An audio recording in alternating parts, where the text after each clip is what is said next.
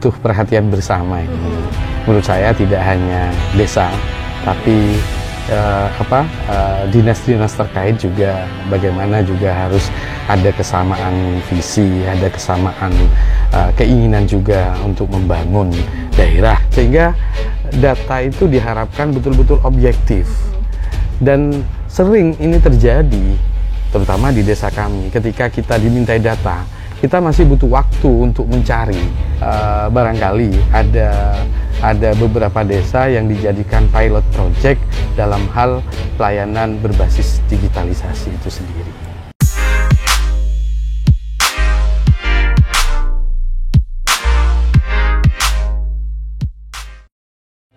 Perkembangan teknologi digital tak dapat dihindari. Alat-alat teknologi kian menjamur meninggalkan ragam cara uzur. Modernisasi zaman membuat digitalisasi kini menjadi keniscayaan khususnya bagi masyarakat desa di Kabupaten Probolinggo.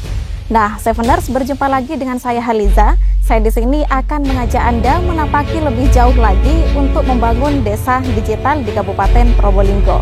Perkembangan teknologi digital saat ini sangat menjadi kebutuhan, bukan hanya meningkatkan layanan, namun agar desa tersebut tidak tergerus oleh zaman. Penasaran dengan narasumber yang akan saya ajak berbincang? Yuk ikuti saya. Seveners, narasumber kita pada kesempatan kali ini tengah serius membangun digitalisasi desa, agar desa yang dipimpinnya segera migrasi dari konvensional ke digital. Kita sapa Bapak Nurul Huda, Kepala Desa Kerejengan, Kecamatan Kerejengan, Kabupaten Probolinggo. Siap. Assalamualaikum Bapak. Waalaikumsalam warahmatullahi wabarakatuh. Apa kabar nih Bapak? Kabar baik, alhamdulillah. Sepertinya sibuk terus nih setiap hari. Alhamdulillah. Kalau boleh tahu Ada saja kesibukan kegiatan. setiap hari apa nih? Untuk kesibukan kami tiap hari lebih kepada menjalankan tugas dan kewajiban sebagai kepala desa, hadir ke kantor desa untuk memberikan layanan terhadap masyarakat. Itu kesibukan. Untuk tiap harinya seperti itu. Tadi juga banyak tamunya nih. Alhamdulillah. Alhamdulillah. Karena jadi orang nomor 1 di desa. Alhamdulillah. Kalau boleh tahu nih Bapak, Bapak ini kan dari lawyer ya, jadi kepala desa. Ini bagaimana ceritanya sehingga dari lawyer bisa maju di kontestasi pemilihan kepala desa, dan bagaimana kok bisa langsung terpilih menjadi kepala desa? Iya, alhamdulillah. Ini mungkin perjalanan saya ini Mbak ya. Memang dari awal kami aktif di dunia advokasi, sebagai lawyer, sebagai pengacara sejak tahun 2008, dan alhamdulillah seiring berjalannya waktu pada tahun 2015 Desa Kerejengan waktu itu menjelang Pilkades. Jadi banyak berharap waktu itu, terutama kalangan muda, berharap kami untuk maju di kontestasi Pilkades. Alhamdulillah atas izin orang tua, para guru, dan dukungan dari pemuda dan masyarakat Desa Kerejengan, alhamdulillah kami terpilih sebagai Kepala Desa Kerejengan pada tahun 2015 di periode pertama. Ya. Kalau boleh tahu menjadi lawyer ini sudah berapa tahun? Ya, sekitar 13 tahun. 13 tahun yang lalu. Dari tahun? Ya, dari tahun 2008. Ya, dari kalau tahun boleh tahu sekarang umurnya Pak Huda ini berapa sih? 41, Mbak. 41. Oh, masih muda. Iya. Saya boleh panggil Mas? 41. Siap. 41. Ya, usia muda, wajah tua ini. Iya Pak. Kemudian nih, kan dari kepala desa sebelumnya menjadi seorang lawyer. Apakah sekarang menjabat sebagai kepala desa, jabatan lawyer itu ditinggalkan atau masih tetap dikerjakan? Iya. Selama kami menjabat sebagai kepala desa dan menjalankan amanah sebagai kepala desa, sejak itu kami lebih banyak dan lebih fokus di pemerintah desa. Nah, walaupun di profesi kami tetap kami jalankan, tapi lebih kepada layanan konsultasi hukum, khususnya untuk masyarakat desa kami. Khusus untuk desa Kerejengan saja. Siap. Nah, sampai kami mendirikan sebuah lembaga namanya Paralegal. Jadi ruang layanan konsultasi hukum gratis untuk masyarakat Desa Kerejengan. Khusus Kerejengan Iya. saja. Semisal Siap. ada dari masyarakat luar mau konsultasi, itu apakah boleh? Boleh, Oh, boleh, boleh. Makin terima Yang kasih. penting pada prinsipnya ya bagaimana kita bisa bermanfaat kepada orang lain seperti itu. Ya. Betul sekali nih Bapak. Nah, sekarang kan Bapak menjabat sebagai kepala desa, ini kan sudah masuk pada periode kedua. Nah, boleh diceritakan nih kepada teman-teman Sepeners Bapak, Iya. suka dan dukanya menjadi orang nomor 1 di Desa Kerejengan. Ya, pasti. Profesi apapun, jabatan apapun, pasti ada suka dan duka di situ. Ya, sukanya mungkin dari dukanya ya. Dukanya yang biasanya kami dulu aktif di advokat, di lawyer, paling tidak semua bergantung kami untuk mengatur, termasuk juga memanage waktu kayak gitu, untuk ketemu klien, terus kemudian untuk keluarga dan lain sebagainya. Itu masih banyak kesempatan untuk itu.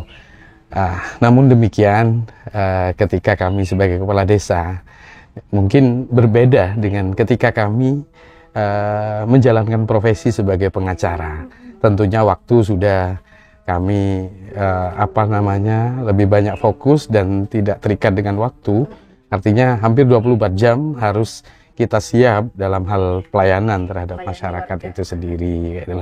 Terus tentunya untuk keluarga pasti kurang. Terus untuk kegiatan-kegiatan yang lain harus pintar-pintar memanage waktu untuk bisa melaksanakan kegiatan yang lain.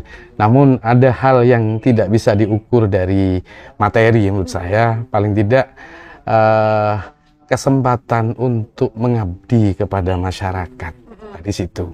Termasuk juga bagaimana kita bisa membangun desa, kemudian selama kami menjalankan kewajiban bersama rekan-rekan perangkat dan lembaga-lembaga yang ada di desa, paling tidak harapannya itu ada program yang monumental, ada program yang bisa dirasakan oleh masyarakat itu sendiri.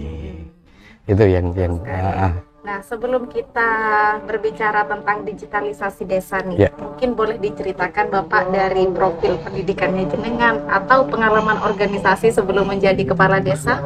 Boleh diceritakan kepada teman-teman sebenarnya. Kalau pendidikan, saya banyak menghabiskan pendidikan saya di Desa Kerejengan. Jadi mulai RA setingkat MA itu saya di Raudatul Atfal, Raudatul Muta'alimin itu di Desa Kerejengan. MI juga setingkat SD itu juga di Desa Kerejengan di MI Raudatul Muta'alimin. Terus sanawiyahnya juga di Desa Kerejengan di Madrasah Sanawiyah Al-Islamiyah. Kemudian melanjutkan di tingkat SLTA di Madrasah Aliyah Zainul Hasan III yang kebetulan juga ada di Desa Kerejengan. Kemudian sempat masuk di pendidikan agama Islam di Fakultas Tarbiyah, namun tidak selesai. Kemudian pindah lagi ke Sekolah Tinggi Ilmu Hukum Zainul Hasan. Alhamdulillah lulus pada tahun 2003. Jadi alumni dari STIH. Siap. Kemudian pada tahun 2008 kami mengikuti pendidikan profesi advokat di Fakultas Hukum Universitas Negeri Jember. Terus setelah itu sempat melanjutkan studi di program pasca sarjana di Fakultas Hukum Universitas Islam Malang di Unisma pada tahun 2008 sampai 2010.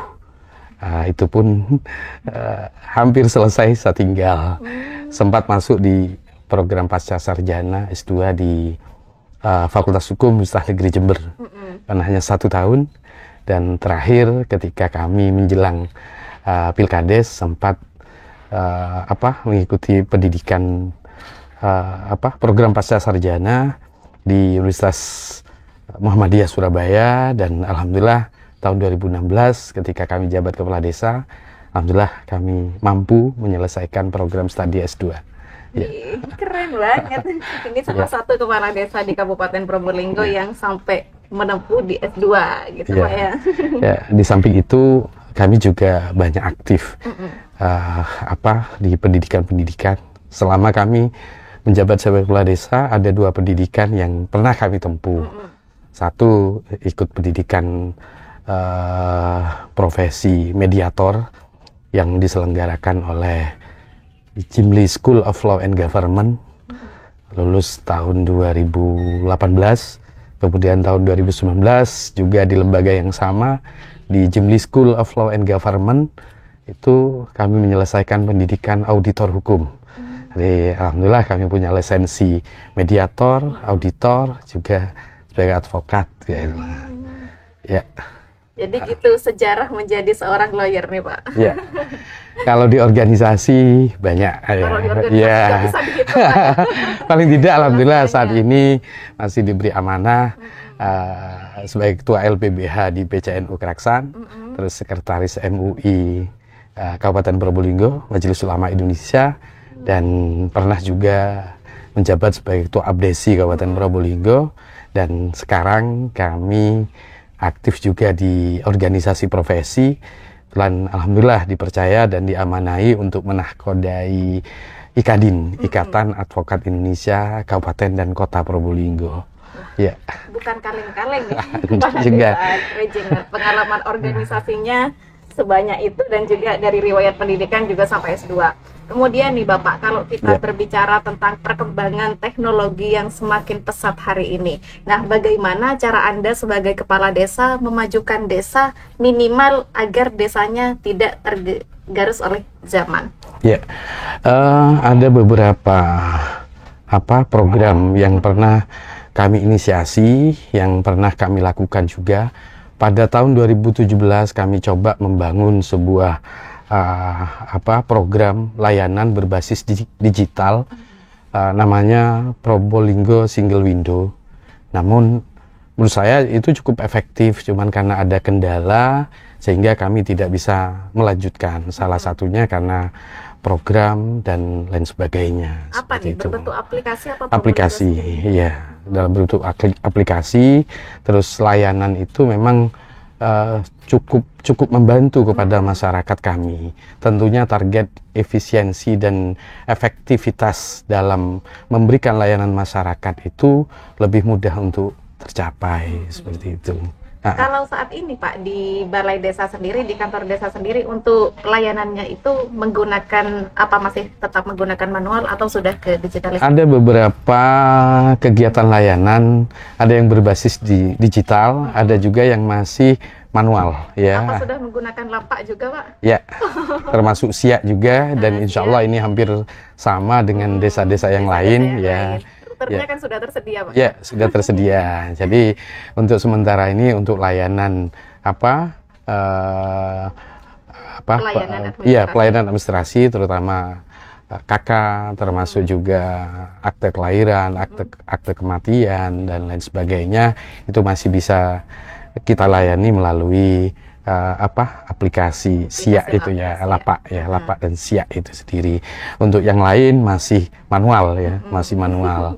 Dan kami juga berharap mungkin dalam waktu dekat barangkali pihak pemerintah desa dengan pemerintah Kabupaten Probolinggo, atau mungkin nanti kami juga akan berupaya bisa bekerja sama dengan perguruan tinggi yang ada di Kabupaten Probolinggo untuk bisa membuat sebuah aplikasi yang harapannya bagaimana aplikasi itu bisa memberikan layanan terhadap masyarakat dalam bentuk layanan digital gitu.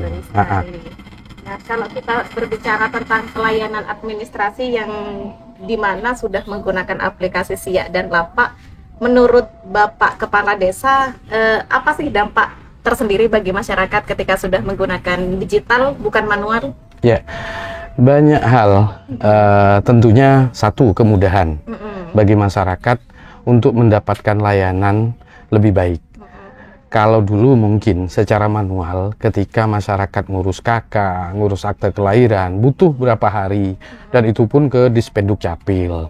Tapi kalau sekarang masyarakat tinggal hadir, datang ke kantor desa, terus menyampaikan keinginannya untuk mendapatkan pelayanan berkaitan dengan hal-hal tadi, itu cukup mungkin nunggu beberapa waktu saja dan itu sudah bisa tercetak dan sudah masyarakat sudah terlayani. Betul sekali. Kalau dulu kita mungkin minta tanda tangannya Pak Kades, terus masih ke kecamatan minta tanda tangan Pak Camat. Tapi sekarang kan sudah menggunakan aplikasi Lapak, itu kan sudah otomatis Pak ya. Secara otomatis. Jadi, warga tinggal hanya 5 menit. Jadi paling tidak dengan layanan layanan berbasis digital itu banyak memangkas birokrasi yang harus dilakukan. Loh, yang biasanya butuh berapa waktu, butuh berapa hari, dan harus menghadap beberapa pejabat yang berwenang. Tapi saat ini tinggal klik saja, paling tidak dalam waktu dekat layanan sudah bisa dirasakan oleh masyarakat sesuai dengan keinginannya. Jadi lebih cepat Pak ya? Lebih cepat. Lebih cepat. Nah, kemudian nih Bapak, bagaimana cara Anda membangun ekosistem desa yang serba digital dan sejak kapan Anda memulainya? Ya, kalau memulai itu inisiasi kami, bagaimana kami di pemerintah desa itu mampu berikan harapannya dengan bisa memberikan layanan lebih, layanan prima dan tidak bertele-tele. Itu kami mencoba dari tahun 2017, walaupun masih seperti yang saya sampaikan tadi ada beberapa kendala, Namun demikian kami tidak putus asa, kami tetap punya ghiroh, punya semangat bagaimana kami bisa membangun layanan itu berbasis digital. Ya, paling tidak kan masyarakat kami kan sudah tidak gaptek lah sekarang, sudah banyak yang melek IT, melek digital, serba Android. Paling tidak pemerintah yang baik itu kan pemerintah yang responsif terhadap keinginan masyarakat dan sesuai dengan kebutuhan masyarakat, seperti itu. Ya paling tidak lah, biar kami bisa menyeimbangkan apa yang menjadi kebutuhan masyarakat dengan fasilitas yang ada. Bahkan sangat mungkin dengan kemajuan teknologi yang ada, terus kemudian dengan adanya perguruan tinggi yang sekarang ada fakultas teknik, ilmu komputer dan sebagainya, itu ada kesempatan barangkali ke depan untuk kami bisa bekerja sama seperti itu. Tentunya ini tidak lepas dukungan dari pemerintah daerah juga, terutama dari Infokom maupun dinas-dinas terkait untuk bisa mengembangkan bagaimana desa-desa di Probolinggo, terutama desa kami, Desa Kerejengan, mampu memberikan pelayanan yang baik untuk masyarakat melalui sistem digitalisasi. Seperti itu. Betul sekali. Nah, karena sekarang masyarakat sudah tidak bisa jauh dari benda ajaib kota ini lah ya. Menurut Pak Kades sendiri, itu sulit nggak sih membangun digitalisasi? Karena kan masih ada beberapa yang gaptek gitu Pak. Ya, memang itu salah satu kendala. Tapi kalau kita coba persentase jumlah penduduk yang melek digital dengan yang masih gaptek, saya yakin itu sudah lebih banyak yang paham teknologi dan melek digital. Betul. Paling tidak dalam satu keluarga ada keluarga yang sudah memahami Android, digital dan lain sebagainya. Saya yakin tidak banyak kendala sih seandainya kita berusaha semaksimal mungkin bagaimana layanan itu berbasis digital. Ya. Nah, kemudian nih Bapak, berbicara tentang digital, apa saja nih kira-kira pelayanan yang sudah diimigrasikan dari konvensional ke digital di Desa Kerejengan sendiri? Iya, sementara ini masih pada layanan SIA dan Lapak itu. Padahal kami berharap tidak hanya layanan KK, terus kemudian akte kelahiran dan akte kematian, tapi surat-surat keterangan maupun surat-surat yang dibutuhkan yang selama ini masih pakai konvensional. Kami ada keinginan, ada rencana untuk melakukan imigrasi dari layanan konvensional ke digital itu sendiri. Mudah-mudahan lah mohon doa dan dukungannya. Mudah-mudahan dalam waktu dekat ini kami bisa merealisasikan program itu. Amin. Semoga segera nih Bapak. Ya. Kemudian nih Bapak, masih seputar tentang digitalisasi. Apa saja sih hambatan untuk perkembangan digitalisasi di Desa Kerejengan ini? Apa dari SDM atau dari aplikasi atau apa nih? Hambatan untuk sementara ini mungkin lebih kepada aplikasi. Kalau untuk SDM, insya Allah dengan banyaknya anak-anak muda yang lulusan dari perguruan tinggi, insya Allah beliau itu siap untuk mengabdi kepada masyarakat kalau kami melibatkan, artinya peran pemuda, peran mahasiswa, termasuk lulusan dari perguruan tinggi yang sudah betul-betul memahami tentang digital itu sendiri. Jadi tentunya kalau SDM ini nggak masalah Pak ya? Insya Allah saya yakin itu pun kan bisa kita didik, artinya kita bisa arahkan. Terus terkait masalah SDM, insya Allah tidak jadi kendala menurut kami, tapi paling tidak kita perlu membangun sistem aplikasinya. Kadang aplikasi moro-moro error gitu ya. Pas banyak orang yang mau ngurus surat-surat keterangan tiba-tiba error ataupun jaringan kadang. Itu butuh perhatian bersama ini. Menurut saya tidak hanya desa, tapi dinas-dinas terkait juga bagaimana juga harus ada kesamaan visi, ada kesamaan keinginan juga untuk membangun daerah Probolinggo melalui pemerintah desa. Bagaimana pemerintah desa itu sebagai yang selama ini menjadi ujung tombak di masyarakat, pelayanan di tingkat dasar untuk masyarakat, mampu memberikan pelayanan yang baik ya. Salah satunya mungkin dengan layanan digital itu sendiri.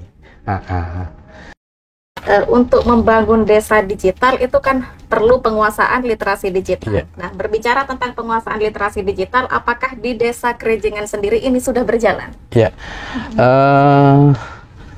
dalam upaya untuk meningkatkan kapasitas kemampuan baik dari pemerintah desa maupun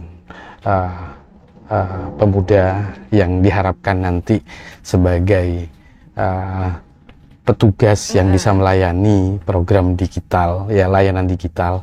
Kami pernah melakukan beberapa kegiatan. Salah satunya kita melaksanakan kegiatan sosialisasi, termasuk juga pelatihan yang berkaitan dengan digital itu sendiri. Pernah kami bekerja sama dengan salah satu stasiun TV lokal selama beberapa hari untuk melakukan pelatihan terhadap perangkat desa dan anak-anak muda yang berpotensi untuk bisa kami ajak bersama-sama untuk bisa diharapkan bisa memberikan melayani melalui program digital itu sendiri. Salah satunya pelatihan videografi, pelatihan fotografi, pelatihan membuat sebuah narasi, termasuk juga penguasaan digital yang lainnya. Di samping itu kami membangun pada tahun 2017 perpustakaan desa, di mana di perpustakaan itu sudah dilengkapi dengan beberapa literasi, buku-buku, termasuk juga komputer, laptop dan sebagainya. Di situ sebagai sarana untuk bisa meningkatkan kemampuan SDM yang ada di Desa Kerejengan, terutama kepada petugas layanan yang ada di desa itu sendiri. Ya. Jadi kalau peningkatan penguasaan literasi digital untuk di desa ini Bapak sudah melakukan sosialisasi ataupun pelatihan seperti itu Pak ya? Siap. Kalau berbicara sosialisasi ataupun pelatihan ini sasarannya apa sih Pak? Apa random dari umum kemudian apa pemuda saja? Ya, sementara ini yang pernah kami lakukan kaitan dengan sosialisasi dan pelatihan itu untuk sementara kami fokuskan kepada petugas yang ada di desa, dalam ini perangkat yang biasa melayani masyarakat. Terus yang kedua, pemuda-pemuda yang punya potensi untuk bisa kita ajak bersama-sama mengembangkan bagaimana desa Krejengan itu bisa menjadi desa yang berbasis digital. Artinya tidak hanya layanan, tapi juga informasi-informasi yang harus disampaikan kepada masyarakat secara efektif melalui aplikasi, termasuk sistem digitalisasi ini. Selanjutnya nih Pak, Anda kan masih menapaki fase awal sebagai kepala desa. Ini masih kurang 4 tahunan atau 5 tahunan. 5 tahun, iya. Nah, inovasi apa yang akan Bapak lakukan agar bisa membangun desa digital untuk 5 tahun lagi? Ya, ada beberapa hal yang menjadi rencana, program, dan mudah-mudahan ini menjadi sebuah program inovasi di desa kami. Ada 2 hal. Satu, kami ada keinginan untuk bisa memaksimalkan layanan berbasis digital. Kalau selama ini mungkin dengan program Lapak dan Siak, tapi saya berharap tidak hanya itu saja. Layanan lain yang selama ini masih berjalan secara konvensional, kita coba kembali lagi ke tadi, kita migrasikan, kita migrasikan semua layanan yang memungkinkan untuk kita digitalisasikan seperti itu. Itu yang pertama. Sehingga dengan harapan kalau layanan itu sudah berbasis digital, saya yakin ada kemudahan, ada efisiensi, efektivitas dan sebagainya akan bisa tercapai. Ya. Itu yang pertama. Itu yang pertama. Terus yang kedua, ini sebuah keinginan yang cukup besar bagi kami. Tujuannya bagaimana kita bisa menyajikan data secara objektif. Mungkin selama ini banyak persoalan di data. Bukan hanya di desa kami, paling tidak di Kabupaten Probolinggo saya yakin persoalan data ini masih belum maksimal, ya, belum tersajikan secara akurat dan objektif. Ya, kadang seringkali antara data BPS, Dinsos maupun data lain yang ada di dinas-dinas, termasuk data di desa, kadang ada yang tidak sama. Itulah artinya. Paling tidak saya ada keinginan inovasi itu desa dalam angka. Apa nih maksudnya? Ya, desa dalam angka itu diharapkan data itu bisa sebagai data pembanding untuk keobjektifan data dengan data yang ada di dinas-dinas di Kabupaten Probolinggo seperti itu. Jadi nanti maksudnya desa dalam angka itu bentuknya aplikasi gitu Pak? Dalam bentuk aplikasi kami harapkan semua hal yang berkaitan dengan penduduk desa Krejengan, masyarakat desa Krejengan terekam, tersaji di sebuah data dalam angka itu sendiri. Jadi, salah satu contoh, secara umum, kalau data secara umum memang sudah ada, tapi saya ingin lebih spesifikasi lagi. Contoh, warga kami seumpamanya ada 1 kakak. Jumlah kakak di kabupaten di desa Krejengan itu berapa kakak? Kemudian jumlah penduduknya berapa? Laki-laki berapa? Perempuan berapa? Kelompok umur itu juga akan diketahui. Terus pendidikan warga desa kami itu yang S1 berapa, S2 berapa, SLTA berapa, sampai ke tingkat PAUD. Dan itu pun siapa saja seperti akan diketahui seperti itu. Kemudian mata pencahariannya apa, rata-rata penghasilan tiap bulannya itu berapa. Kemudian warga kami yang dapat bansos itu siapa saja, yang belum dapat itu siapa saja, seperti itu, Mbak. Sehingga data itu diharapkan betul-betul objektif. Dan sering ini terjadi, terutama di desa kami, ketika kita dimintai data, kita masih butuh waktu untuk mencari. Lah, kadang risikonya ketika kami masih mencari, tidak jarang overlapping, kadang tumpang tindih data, seperti itu. Nah, itu yang diharapkan. Ketika kita dibutuhkan, seumpamanya warga ini yang rumah tidak layak huninya berapa, itu atas nama siapa, tinggal ngeklik sudah muncul. Sehingga perencanaan kita dalam proses pembangunan desa itu bisa terarah ya, bisa terarah dan kemudian target itu bisa terpenuhi dengan mudah berdasarkan angka data dalam angka itu sendiri. Wah, keren banget nih. Jadi nanti langsung otomatis terdeteksi di dalam aplikasi Desa Dalam Angka nih, Pak. Harapan kami seperti itu. Nah, ini kan sudah banyak nih paparan dari Pak Kades tentang membangun desa digital. Apa sebelumnya Pak Kades ataupun perangkat desa di sini sudah pernah melakukan studi tiru nih? Ya, kami berapa kali melakukan kegiatan studi komparasi ke desa yang lain di luar Kabupaten Probolinggo. Salah satunya ke Kabupaten Banyuwangi ya. Ternyata ketika kita melakukan studi tiru ya ke salah satu desa di Banyuwangi, itu sangat luar biasa. Satu, karena support memang dari pemerintah daerah, termasuk juga pengadaan alat digitalisasi itu sendiri, termasuk mungkin juga pelatihan, kesiapan SDM-nya juga semuanya ditata dengan baik. Sehingga layanan digitalisasi yang sudah berjalan menurut saya cukup sangat efektif. Dan kami tertarik untuk bisa melakukan inovasi seperti itu. Paling tidak kami sudah pernah mengamati kayak gitulah. Ya, ada beberapa desa lah, ada beberapa desa yang pernah kami melakukan studi tiru di sana. Saya secara pribadi ada keinginan, paling tidak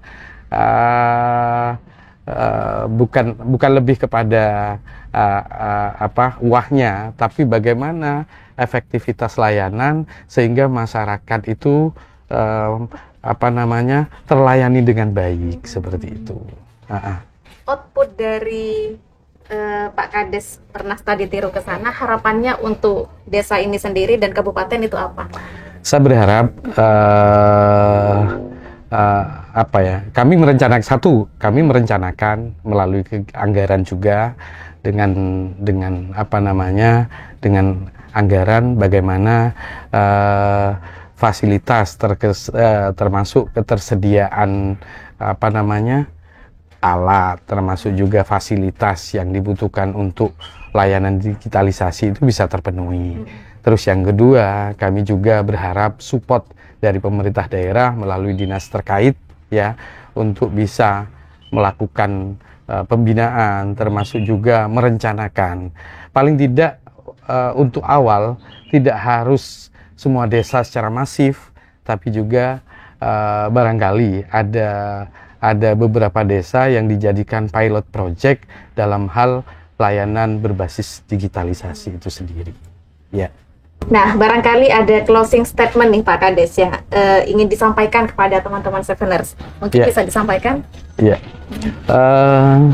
Seperti yang kami sampaikan tadi berkaitan dengan layanan digitalisasi, kami berharap desa kami mampu memberikan pelayanan kepada masyarakat yang lebih baik melalui rencana program layanan digitalisasi di Desa Kerejengan.